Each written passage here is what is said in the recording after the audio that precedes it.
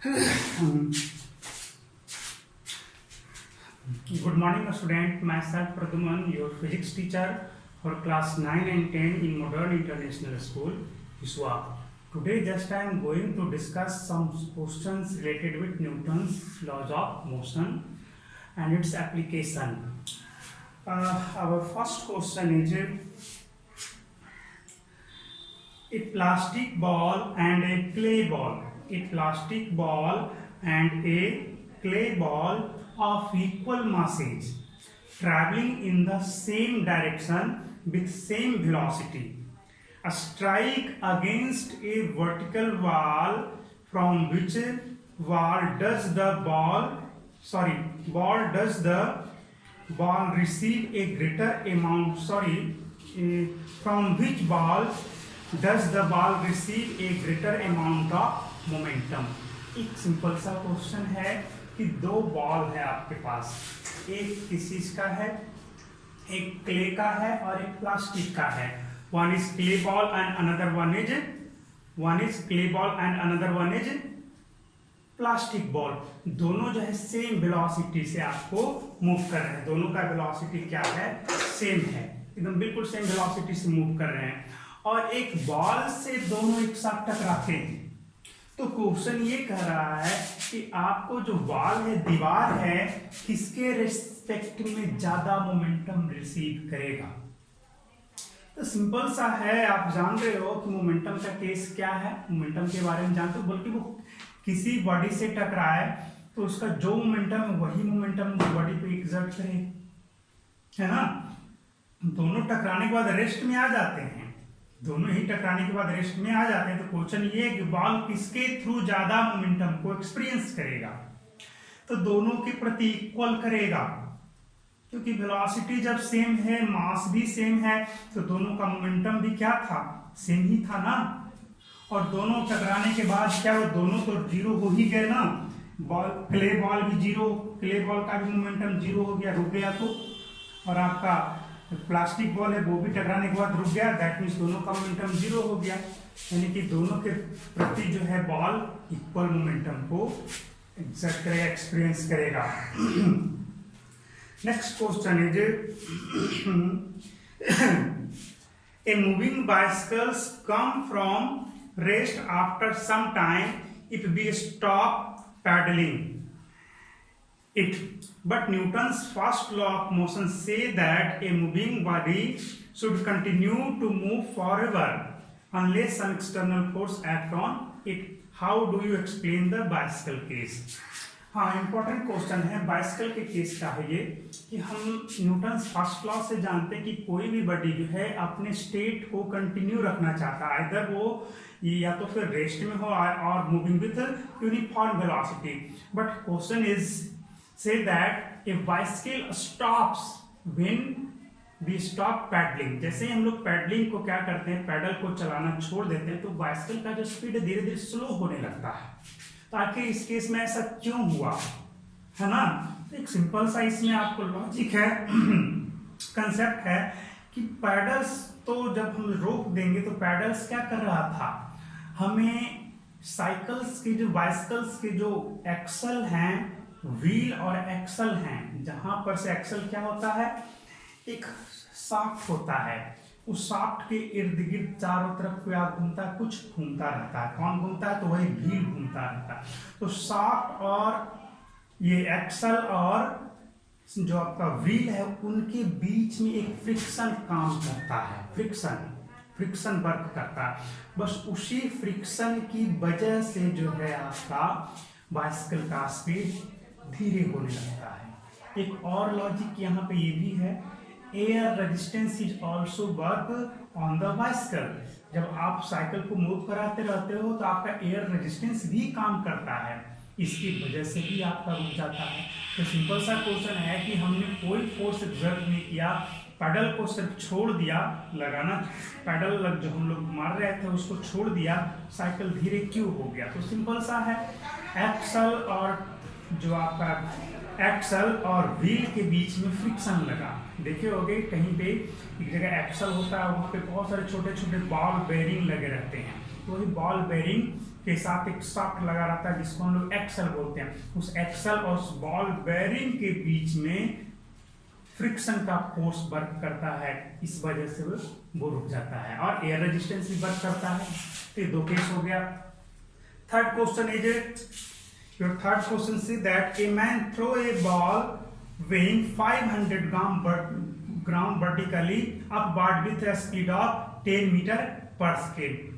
What will be its initial momentum and what would be its momentum at highest point of its flight? Simple सा question है, बहुत ज्यादा tough नहीं है। और देखा जाए क्या कहा जा रहा है कि एक बॉल है, उसे मास कितना है 500 ग्राम, 10 मीटर पर सेकेंड की वेलोसिटी से इसको ऊपर की ओर प्रोजेक्ट किया गया। तो कहा गया कि इनिशियल मोमेंटम क्या होगा, तो initial momentum mass into velocity, mass है हाफ kg और ये 10 metre per second, that means 5 kg metre per second हो गया इनिशियल मोमेंटम। और एट हाईएस्ट पॉइंट, तो जानते हो ना कि हाईएस्ट पॉइंट पर जाकर इसका स्पीड क्या होगा, जब हाईएस्ट पॉइंट पे जैसे जैसे जाएगा ऊपर की ओर वैसे वैसे इसका स्पीड डिक्रीज होता चला जाता है, यानी कि घटते चला जाता है। और at the highest point top पर जाकर इसका स्पीड क्या हो जाता है, 0 हो जाता है, और इस वजह से टॉप पर वेलोसिटी 0 तो मोमेंटम भी 0। चलो देखते थोड़ा सा, लाइट चली गई थी। Next problem is a car is moving on A level road, a car is moving on a level road. If the driver turns off the engine of car's speed decreases gradually and ultimately it come to a stop. A student say that two forces act on the car which bring it to a stop. What could these forces be? Which of these two force contributes more to slow down the speed of the car? एक simple सा question है कि एक car driver है, वो car के engine को sudden बंद कर देता है, तो होता क्या है, कार धीरे धीरे आगे चल करके रुक जाता है। एक स्टूडेंट्स कहता है कि यहाँ पे एक साथ दो फोर्स एक्ट कर रहे हैं, एक साथ दो फोर्स काम कर रहे हैं, तो उन दोनों फोर्स के बारे में बोल रहा है कि वो कौन कौन हो सकते हैं, ये दोनों फोर्स कौन कौन हो सकते हैं, और इसमें कार को स्टॉप करने के लिए यानी कि रेस्ट में लाने के लिए किसका कंट्रीब्यूशन ज्यादा है, क्वेश्चन ये कह रहा है। तो सिंपल सा है, जो बाइसिकल का केस था सेम केस यहाँ पर भी लग रहा है ना, एक फ्रिक्शन का फोर्स लग रहा है ना, किसके किसके बीच में फ्रिक्शन फोर्स है आपका, तो टायर्स जो व्हील हैं, व्हील और जो एक्सल होते हैं उनके बीच में लग रहा है, और दूसरा एयर रेजिस्टेंस लग रहा है जिसकी वजह से वो रुक जा रहा है। तो इसमें ज्यादा इफेक्टिव कौन है, एयर रेजिस्टेंस बहुत स्लाइटली इफेक्टिव है, ज्यादा इफेक्टिव कौन हुआ, तो फ्रिक्शन का फोर्स जो एक्सल और व्हील के बीच में लगता रहता है। ठीक है, लाइट आ गई है।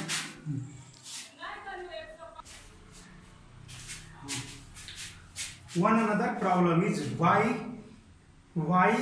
are car seat belts designed to stretch somewhat in a collision? Question कह रहा है कि कार का जो सीट बेल्ट होता है उसे स्ट्रेच होने के लिए क्यों डिजाइन किया जाता है, जब कॉलिजन होता है तो थोड़ा सा स्ट्रेच होता है, फैल जाता है, इस तरह से क्यों डिजाइन किया जाता है। तो सिंपल सा है कि जब भी कहीं पे सडन क्या हो, एक्सीडेंट हो, सडन एक्सीडेंट हो गया या फिर कॉलिजन किसी बड़ी से हो गया, उस समय होगा क्या, अगर वो स्ट्रेच नहीं होगा तो वो पूरा का पूरा जर्क यहाँ पे तो बंधा रहता है, इस जगह पे लगाएगा और एकदम पूरा अमाउंट में इस बॉडी पे लगेगा, हार्ट जो ब्रेस्ट है यहाँ पे, चेस्ट है, चेस्ट पे लगेगा और वो टूट भी सकता है ना। तो जर्क जब रहेगा और वो क्या बोलेंगे स्ट्रेचेबल रहेगा, तो सडन ब्रेक लगने के बाद मोमेंटम तो जीरो होना ही होना है, मोमेंटम को क्या होना है, जीरो होना है, ब्रेक लगा रुकना ही रुकना है तो जीरो होगा। सडन अगर जो जीरो हो जाता है तो चेंज इन मोमेंटम बहुत लार्ज, टाइम इंटरवल बहुत कम, फोर्स बहुत ज्यादा लग जाएगा, फोर्स ज्यादा लगेगा तो ह्यूमन बॉडी को डैमेज भी ज्यादा होगा। बट आपका कार जो कार बेल्ट है वो स्ट्रेचेबल होता है, तो होता है कि जैसे ही टकराया तो क्या होगा, वो धीरे धीरे आगे की ओर जाकर के तब जाकर के वो ह्यूमन बॉडी को रोक लेता है, यानी कि पूरी तरह से जर्क आने नहीं देता है। यानी कि रुकने में कार तो सडन स्टॉप हो गया, बट ह्यूमन बॉडी को रुकने में थोड़ा ज्यादा समय ले लिया, टाइम थोड़ा ज्यादा लिया, क्योंकि वो स्ट्रेचेबल है। तो जर्क लगा, वो धीरे धीरे फैलते फैलते जाकर के रुका, फिर वापस अपनी जगह पे आ गया, ऐसे हुआ। तो यहाँ पे टाइम ज्यादा लिया ह्यूमन बॉडी को स्टॉप होने में, यानी कि उसके मोमेंटम को जीरो करने में। तो टाइम जब ज्यादा लेगा तो आपको फोर्स कम लगेगा, है ना। हम लोग पढ़े change in momentum by time, force के बारे में पढ़े change in momentum by time. तो टाइम जितना ज्यादा होगा फोर्स उतना कम लगेगा, टाइम डिवाइड कर रहा है ना, यानी कि टाइम जितना ज्यादा होगा फोर्स उतना ही कम लगेगा। तो कम फोर्स एक्सर्ट होने के लिए उस तरह से डिजाइन किया जाता है। और नेक्स्ट प्रॉब्लम की ओर चलें। Next question is why would an aircraft be unable to fly on the moon. Simple सा क्वेश्चन है कि एक एयरक्राफ्ट जो है वो चंद्रमा पे, मून पे फ्लाई करने के लिए अनेबल है, वहां पे उड़ नहीं सकता है, क्यों, है ना। चांद पे कोई एयरक्राफ्ट क्यों नहीं उड़ पाता है? तो सिंपल सा है, एयरक्राफ्ट जो है हमारा, जो भी एरोप्लेन है, हेलीकॉप्टर कुछ भी है, वो किसके सहारे उड़ता है? तो सिंपल सा है, उसके जो विंग्स होते हैं, विंग्स, पंखी जो होते हैं, वो घूमती है बहुत तेजी से और नीचे की ओर फोर्स एक्सर्ट करती है। तो एयर को नीचे की ओर पुश करती है उसके हवा विंग्स जो हैं, और इस वजह से वो ऊपर की ओर उठती है ना। बट आपका मून पे एयर तो है नहीं, तो वो पुश किसको करेगा? एयर को तो पुश कर नहीं सकता है, वो घूम करके हवा को प्रोड्यूस भी नहीं कर सकता, एयर को प्रोड्यूस नहीं करता है वो, बल्कि नीचे की ओर फोर्स एक्सर्ट करता है। पंखी चलते तो क्या करते हैं, हवा देता नहीं है, ये दूर की हवा को खींचता है, तो इस तरह से वहां पे तो नीचे की ओर पुश करने के लिए उसके पास कुछ है नहीं, है ना, एयर तो है नहीं, बस यही मेन रीजन है, ज्यादा कुछ सिंपल सा था। Next question,